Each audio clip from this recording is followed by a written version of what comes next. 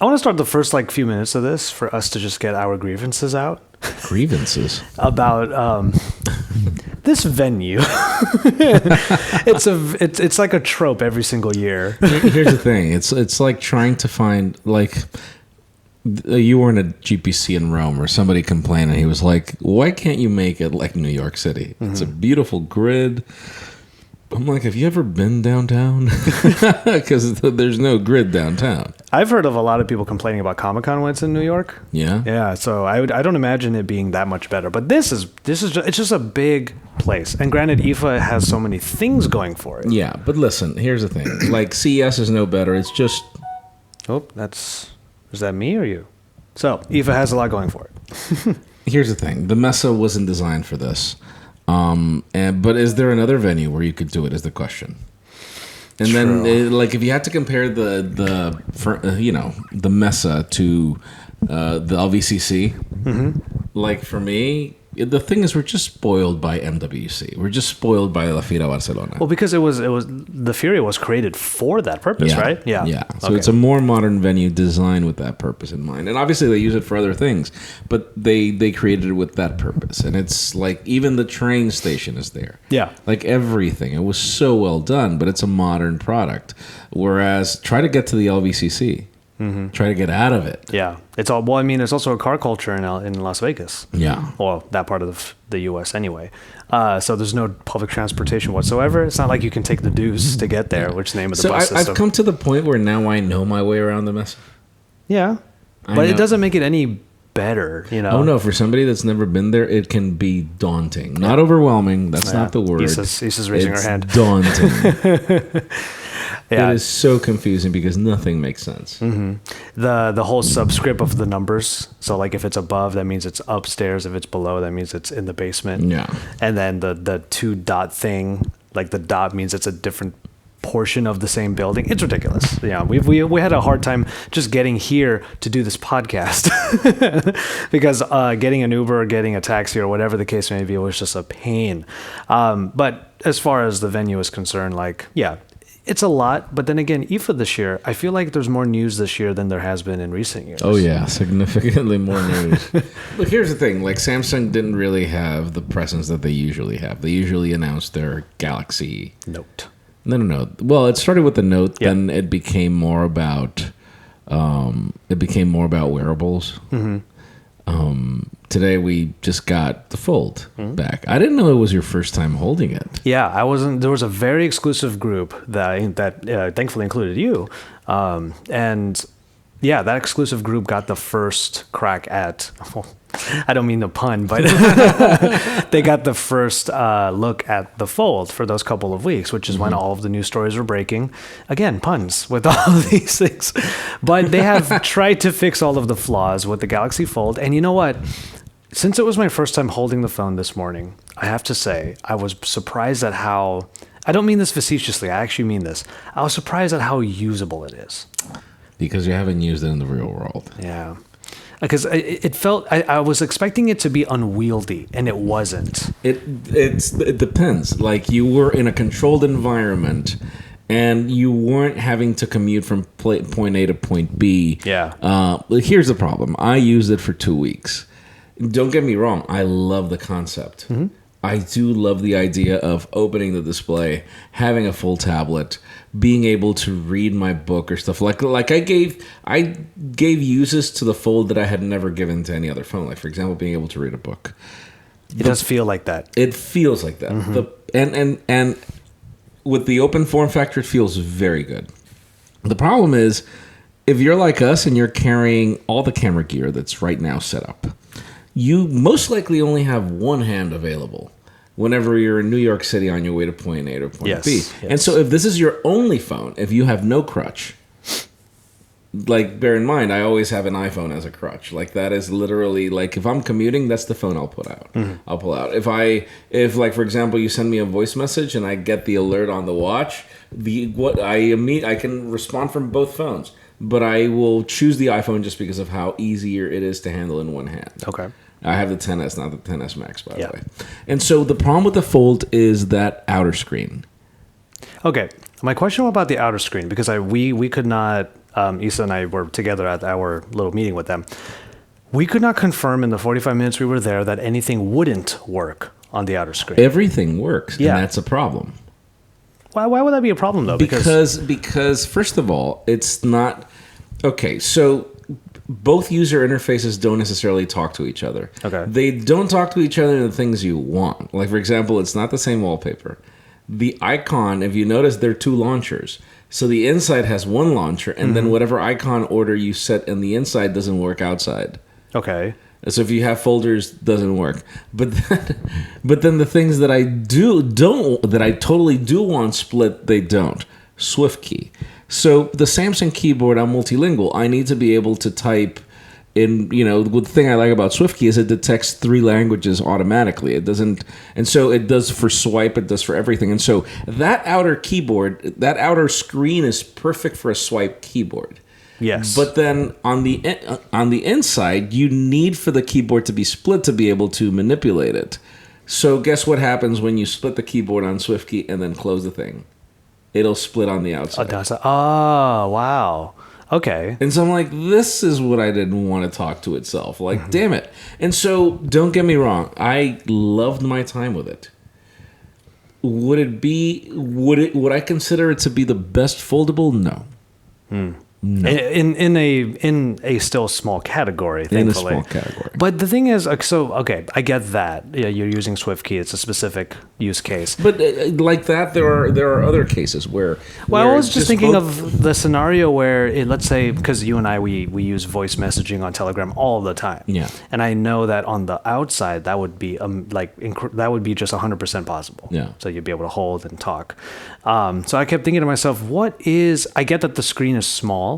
It feels like a waste of space because there's so much on the top and bottom. Like if any of you out there complain about bezels, look at the outer screen of, this Galaxy Fold. Yeah. But functionally, you could get small things done on that when in transit. No, it's just so if you try to use Telegram, for example, the font also mimics, and so if you have small font on the inside because you've got a large screen and you want more real estate, it'll port itself to the outside. And it's tinier and tinier. And so it's I wish that it talked to itself separately. And so these are the kinds of things where, I have to hand it to certain companies, Apple being one of them, where I do feel like a lot of people are like, so why is it that Apple is so successful? The problem is when you use products that they make, with the exception of the HomePod, like it's like if they actually do really test them.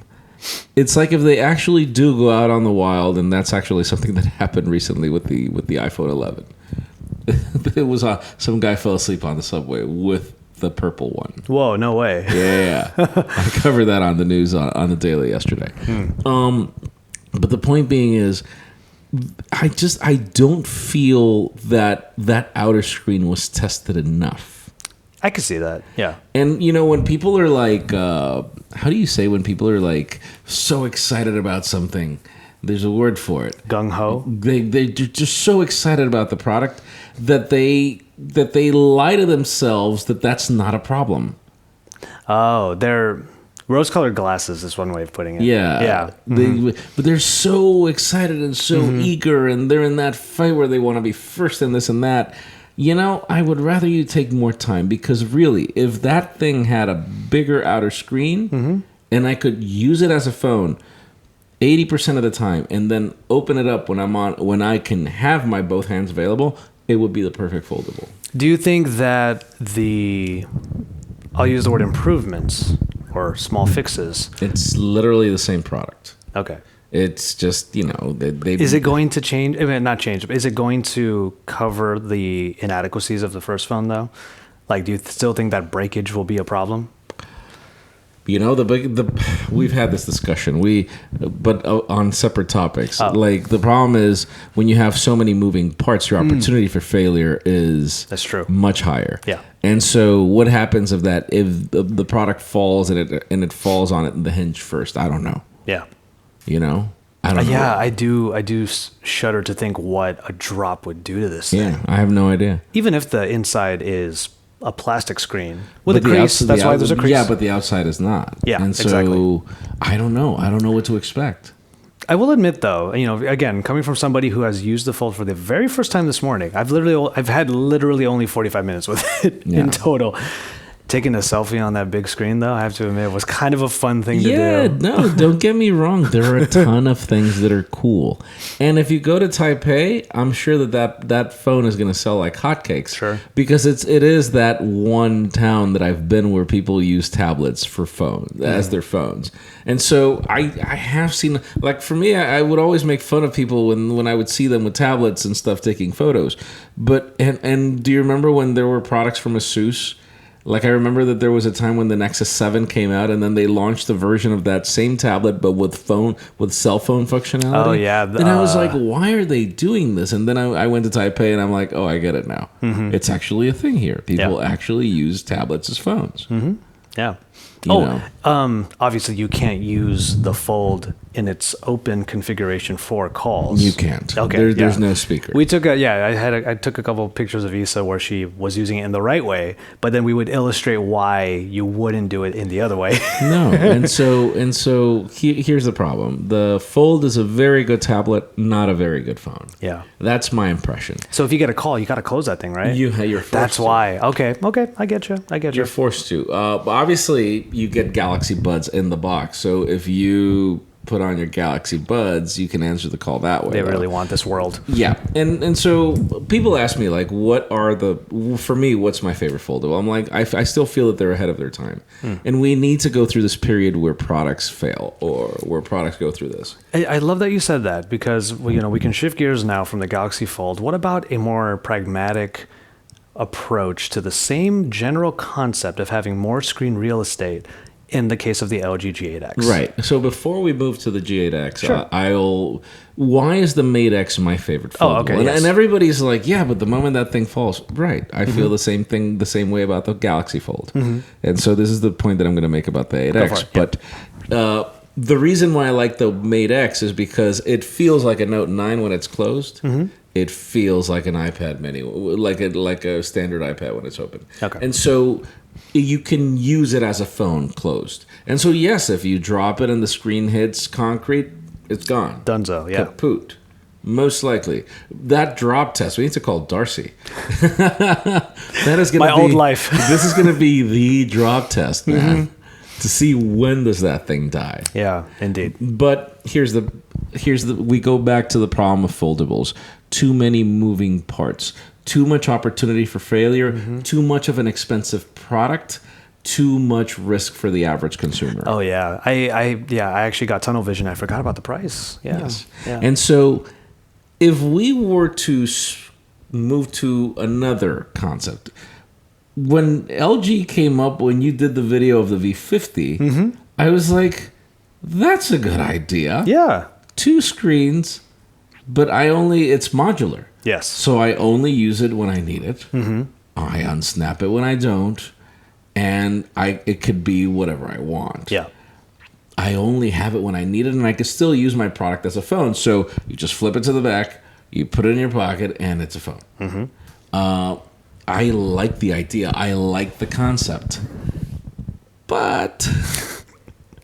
Well, okay, so we live in a world where everyone talks about they want no creases. They even talk about creases. Like, a lot of the people now, they talk about creases. They can talk about bezels and whatnot. But the thing is, the configuration of the LG G8X with the dual screen case on. I didn't even say ThinQ. By the way, naming convention has to change. Yes. Thank you. One app on both of those screens is not the point. It just isn't. It's 2 apps for multitasking. Okay, so I call it multimedia tasking because YouTube is always on. Here's the problem. I feel that it's the smartest approach to a foldable because it's a far less expensive solution. True. Where if you break one screen, you have the other. Mm-hmm. And you can actually program the phone to only use the other screen so even, let's assume you would break your G8X, you can actually use the other screen as your sole. You plug it in. Yeah. Oh, that's true, huh? Yeah, it's completely independent. Mm-hmm. That's the problem. Because they're not incongruents? So I think... this is the beauty of products like AirPods, for example, which I despise and you convinced me to buy. This is the guy that's responsible for me buying that thing. It's the moment you unflip the case. Yeah. The iPhone detects it. You put them on. You're connected, and that's it. That. And so the biggest problem with the experience is the interface. The fact that you snap the case to the phone and nothing happens. Or when you throw in the command for the other screen to work, there's a dialogue that asks you to like toggle options of when you launch it. So I feel that it needs a more natural transition from a phone to a tablet. I feel that it needs more of a snap, and there's a natural behavior. Automatically stretches the screen. Like if you connect a computer to a monitor, yes, the automatic thing, like in the case of Windows, it'll extend. No, in the case of Windows, by default, it'll mirror. Oh. Whereas the Mac will extend by default. Okay, so here you go. This is where I'm glad that you put it that way, because on any computer, Mac or Windows, you can program that behavior, and it's also true of the G8X. You can program apps to open immediately so that you have the configuration you want immediately. Obviously, in my case, it'll be some sort of video on the left, so it'll probably be YouTube that opens up the moment I connect. For me, so there are a couple of things that I feel that it's a little confusing. There are control buttons on both sides. There's a navigation back home, multitask on both sides. Even if you extend the screen, it behaves like its own separate thing. Yes. And so I feel that the software needs to be more prepared for the idea, because for me, if I wanted to buy a foldable, I like when they gave the presentation and they were like, this is the most proven form factor. We sold 500,000 of these of the V50, and in the one market that they released it. Yeah. And so as I started my video, I'm like, all right, so we've been seeing foldables, this promise, but we haven't really seen anything. Whereas this is a product that's already been in the market, and I guess it was successful because then we've got version 2. Yep. And, they improved that. They made the screen larger. It's less power efficient. It's more power efficient. Again, I feel, one, that the software needs to improve. The experience, I want to snap it, and I want it to behave in a specific way immediately, unless I tell it otherwise. But I didn't see that. I probably just need a review unit, and I need to set it up for me. That go through it, yeah. Yeah, I need to set it up for me. Because I know that they do that. You said it uses the V50 dual screen, and that's the case. My second problem is how thick it is. Yeah. I feel that it is too big. Like, too much. Too much. It's not the thickness of the display side. It's the other side. It's that the case. The case, and that is what kills it for me. The fact that I don't think I'd be able to use it as a phone if it's that thick. Like, that thing is significantly thicker than the Galaxy Fold and the Mate X. And so that is literally what kills the experience. But you don't think the Fold is thick when it's okay, folded? So it's thick, but have you ever seen the Xperia 1? I have it in a bag right there. What is it? The 2-to-1? No, more than that, right? Yeah, it's 21 by 9. 21 by 9. It's 21 by 9. But if you put it beside a Galaxy Note 10, it's exactly the same height, but it's significantly narrower. Significantly. And so I'll post my video someday. Sorry. But in the script that I started preparing a long time ago, what I say is, so this intends to be, people think that it's actually a taller phone than everything else out there. It is, but then it's actually not a bigger phone. It's a smaller footprint. Yeah. And so it actually doesn't feel bad. And so the thing about the Fold is, because it's so narrow, like, the first thing that I thought is, that thing is going to look horrible in my pocket. Yeah, that's what I think. But so you snap it and it becomes this sort of accessory. It goes to the side of your jean pocket, all the way to the extreme because of its weight, and it doesn't bother you. Like, you forget that it's there. I feel like, okay, I get you. The G8X with the dual screen, it is definitely it's a honking thing. I have a V50 and I don't use it because of that. Well, yeah, exactly. But also the V50 was a larger phone to begin with. Yes. So this is a little more streamlined, but in not really a whole lot. I don't know. I think the approach is genius. They really need to refine the design. So I guess the question that I had in my mind because I spent a little bit of extra time with the G8X. My question then, as I was using the Galaxy Fold, was, would I ever multitask on the Galaxy Fold? And I realized because of how much work I have to put in to create the grid side by side with two different apps. No, it's very simple. Well, but it's something that you still have to fiddle with to make it happen.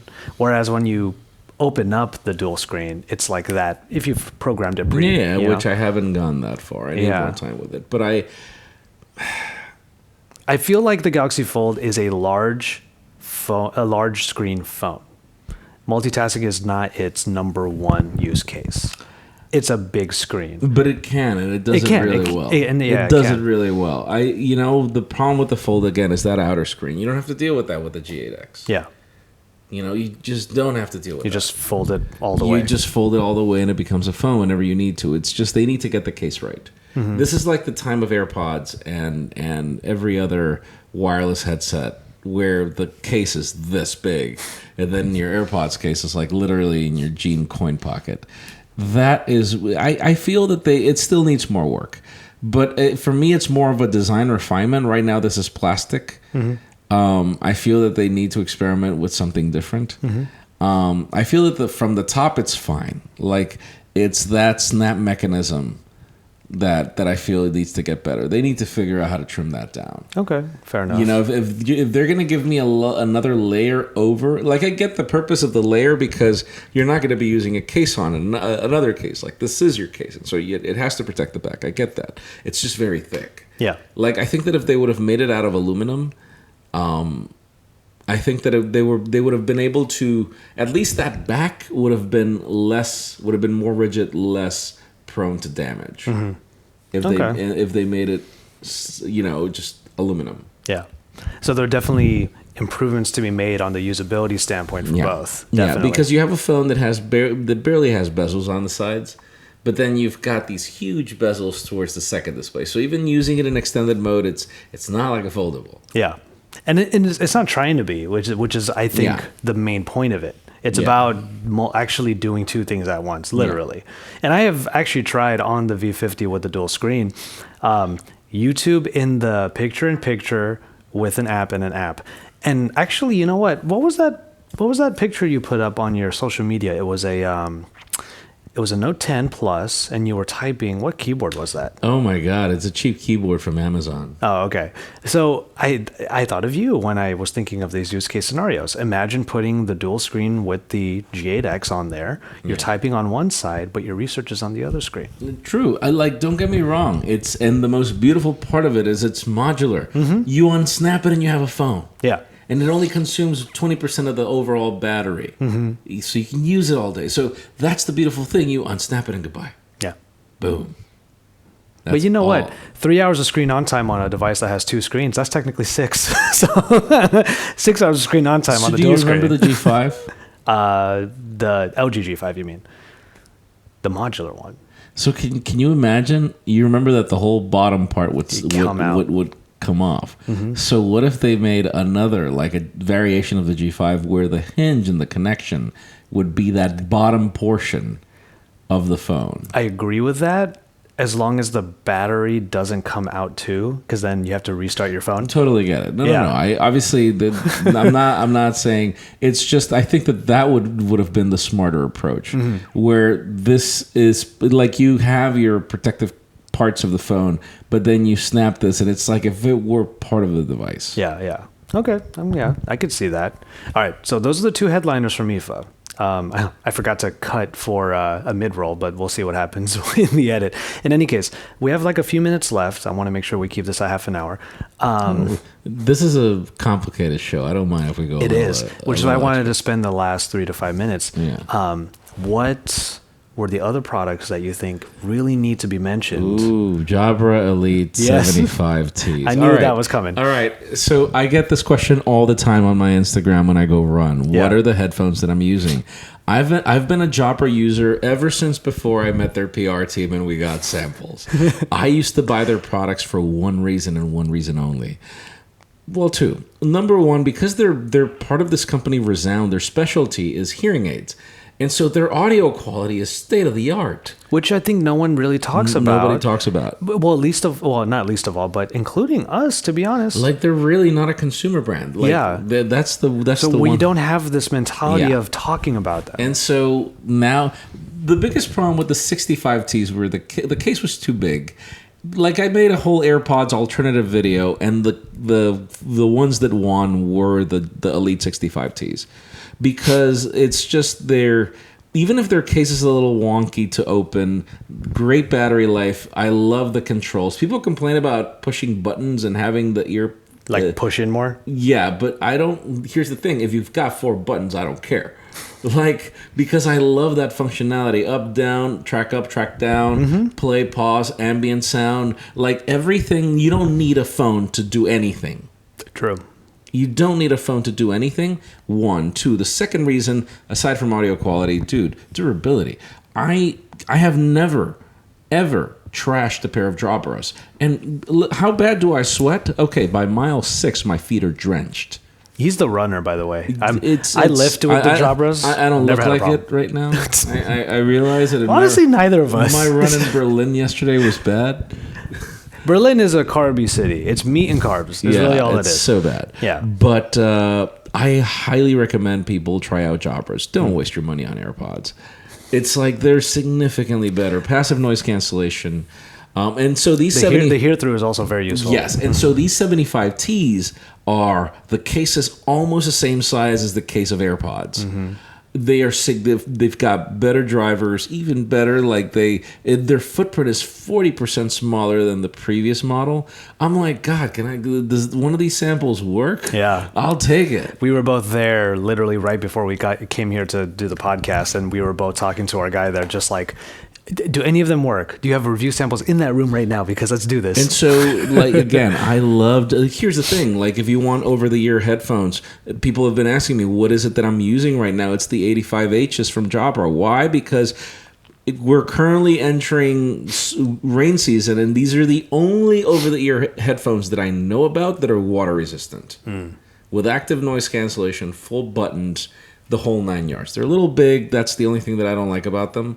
But like, I highly recommend people try Jabra. I do. That's one of the things that I like. I think that we both agree on that. Oh yeah. What 100%. What else did we? You did go to Sony, and I went to Motorola today. I don't know how much, because Motorola has a new family, they call it, but they have a line of phones. I have to admit, though, from the time that I was looking at them, I was a little bit impressed with the design of it. Like, they were just going all in with, hey, there are 4 cameras on this thing. One zoom is the one I'm talking about. Yeah. I may not be too optimistic about the final product as far as picture quality is concerned, because we have so many phones out now that just kill it right now. But I have to applaud their work. You know, they are one of the many manufacturers that are going all in on the Sony 48 megapixel sensors. That's the main sensor. Yeah. Right. And whenever I see that, I'm already I already feel good about it. I want to ask you a question. What manufacturer does a good job with that Sony sensor? I really liked the one on the Oppo Reno. That's the only one, and only photography. Their video is... Well, the video on... So the Zenfone 6 does it too. And their video implementation, I think, is pretty great. Okay. Yeah. The problem with the Zenfone is that screen. It's so dim. Yeah, we were in Tokyo with that thing. So dim. But I will say, like, that sensor, it proves that it's possible. It's just up to the manufacturer to actually tune it right. So, and to have the right software. Yeah. So I know that good photos are possible. I know that good video is possible. But you know that there are various tiers of that Sony IMX. Yes. Like the one that Huawei uses is not even listed. Like, they don't mention that it's a Sony sensor. The 986. I don't know, but it's Kogan discovered. Well, obviously Kogan is the kind of geek you trust to find that kind of information. He figured out what the sensor is. It is a Sony sensor, and it's the most high tier one. And so we've been hearing Sony 48 megapixel. What people don't know is that there are at least 4 of them. Yep. 4 different variations of them. 986 is like your holy grail in a way, and then it's like the one you really want. And a lot of the budget phones use the 586, and that's where tuning can get a little bit wonky. Yeah. But I know that. But if there's something that I'm convinced of, it's that it's capable of great things. Yeah. It just has to be helped along the way. Yeah. Let me see. What else? What did we about take you? on? Like something that I really feel like was dope. Trying to think. I mean, the 75Ts. I have to say, when I walked by the booth on the way out of the Mesa and I saw it, I didn't realize it was announced. Yeah. So I got really excited about that.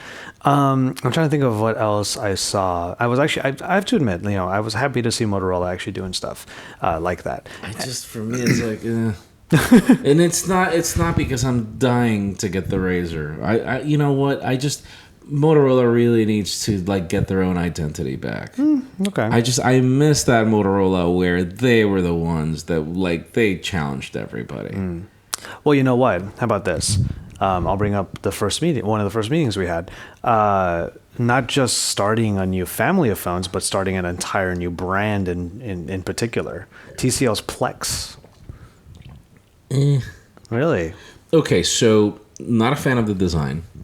I'm a fan of the price. And I'm really interested in that 2 megapixel 2.9 micron sensor that does ultra low light video.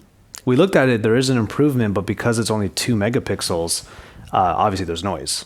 So, you're going to get a degradation of quality, but at least you can get light. So that's the thing about large pixels. I'm trying to think of what else was going on. I mean, there was a really cool backpack that Issa and I saw at PepCom. Did you see that one too? No. There was a backpack that just had an LED panel on the back. Oh. And you can design it to say whatever you want. You can actually design the pixels on it. I don't know. We had some time at Showstoppers. Saw a little Garmin. Garmin and their PR team. It's like, yeah. Oh, and they never send anything. Well, Garmin, the Sennheiser is the same case. Didn't you finally get a Phoenix though? Through Spotify. Oh, that's what it was. Spotify was the company that seeded them because they had the Spotify functionality. And I'm like, listen, you had me at Phoenix. And it also sings Spotify. Perfect watch. But yeah, no, it's not because they seeded it. And it's one of those things where it's like, listen, if your PR is not going to send anything or it's going to be a loaner, fine. I think those products are worth it because everything compares to Garmin when it comes to fitness, period. Either Garmin or Polar. Those are the two kings.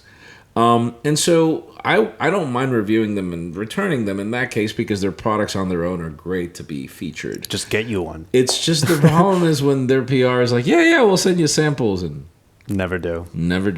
I got one more in my mind. The Pixel 30 Pro. The P30 Pro with its new color. Doesn't it? It's like pixel-like because of that panel at the top. It's nice. I don't know, man. Not a peep out of them about the Mate X at this show, huh? No, let me ask you this. Were you impressed by the Kirin 990? Because if you look at the numbers, it doesn't look that much crazy better than what exists right now. I've heard of one feature about it, and it's that they can tell you your heart rate and not blood pressure, your heart rate just through the camera. Oh, it can sense things. Isn't that the TOF camera in a way? I have no idea. But yeah, that's all I heard that it could do. That was aside from just performance enhancements, and even then, it's incremental. So it looks very incremental. I mean, usually these Kirins have been wow, like every single time, and this time I guess that it's because they focused on making it a 5G SoC, which is still sub 6, which is a big thing, and I will admit that 5G is going to be that little thing that they put on something and then call it the next iteration. And I get that. I mean, after all, I'm literally using a Korean red. I got it, the Red Note 10, and I'm super happy about it because the smaller phone is sublime. But in Korea, I learned they only sell 5G Samsungs now. They're all 5G phones. So 5G. Even that one? Yes, this is a 5G phone. Wait a second. No, the only one with the option was the larger one. So my battery life it's not as good. Let me say that real quick. But it was exceptionally not as good the other day. And when I turned on the power saving mode, one of the first options was turn off 5G. In Korea, every Note is a 5G phone. Wow. But of course, it'll only support KT. Yeah. So, I'm not going to be able to use this when 5G happens in the US. It's just so funny when you hear so many cases in the United States about, we're at the vanguard of this and that. And it's like, man, have you ever tried Wi-Fi in Romania? Oh, I've heard you talk about this a lot. Yeah. Jeez, it's just even LTE in my country is significantly better than any U.S. carrier. Period. Like it's bad. Like if I want to upload a video, and it's all because of what the carrier does to throttle your speeds whenever you're trying to upload anything. Whereas, like for example, Tigo in Honduras is like, I don't care. You're just gonna pay more. Like they don't care. Yeah. You're gonna pay for it. Yeah, indeed. And there are cases where we're in a trade show where I don't I'll just expense how much I'm gonna upload in something, but you can't control it. And so it's one of those things where, but why do carriers have this limitation? Because of their limitations in spectrum. Because they have too much of an install base with too little antennas or too little offerings and cells. It's one of those things where it's like, you go out of the United States and you go to Korea, and now everything's 5G, as we heard. Yep. You go everywhere, and Wi-Fi is significantly better. Let me not even get started with the New York City subway. Yeah, it's gonna be the dead zone of New York. You get the point. It's one of those things where it's admirable to see countries like Korea, so ahead. Yeah, for sure. Okay, so final thought that I want to make, because we actually have an appointment to make. That's true. Yeah, we gotta get going in a bit. I will admit that aside from the 5G moniker just showing up on places like the Kira 990, there actually hasn't been a huge hubbub about 5G at this show. Not to the level of Qualcomm had their presentation. And they did. They made a big deal. They keep repeating the same phrase. 5G is here. Yeah, it's the future. Cristiano's running around in that shirt, and 5G is here. But Cristiano's a cool guy. He is. I love this presentation. He's such a nice guy. Yeah. I recognize that Qualcomm's been doing great things. MediaTek already announced their 5G SoC Sub-6 as well. Whereas Qualcomm is like the only one that's supporting both millimeter wave and Sub-6. So it's not... Here's the thing.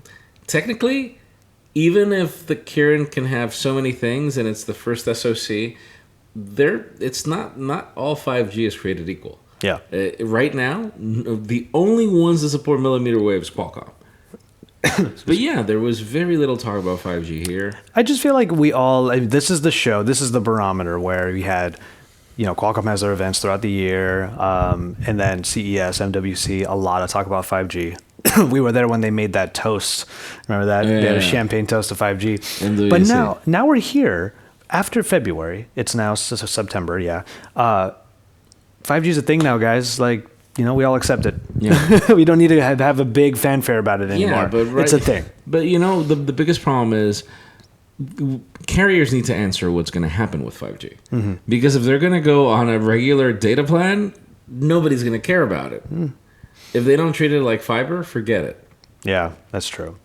Well, on that note, that is our IFA talk for 2019. We may or may not have one more show just about IFA in general. A lot of our friends are here, so why not have them on as well? That'd be great. I might talk to a couple of them, but we'll see. We'll see what happens. It is a busy week, and we're finally at the tail end of the worst of it. So we actually have a dinner to get to, so we're going to go ahead and just call it on this episode. Thank you so much for watching or listening if you're on your podcasting app. As far as the spiel goes at the end, you know where to find Jaime, you know where to find me, you know where to find Pocketnow. All of those links will be down in the description below. But with all of that said, we will see you in our next episode. Yes.